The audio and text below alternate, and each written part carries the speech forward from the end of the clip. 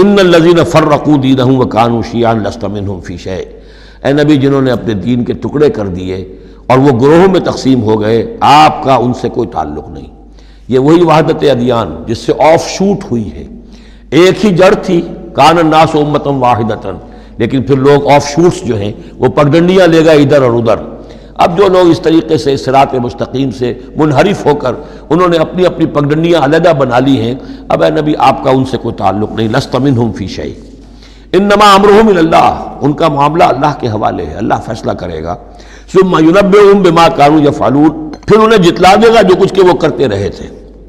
من جاء بالحسنۃ فلہ عشر امثالھا، جو شخص کوئی نیکی لے کر آئے گا اسے اس کا 10 گنا اجر ملے گا۔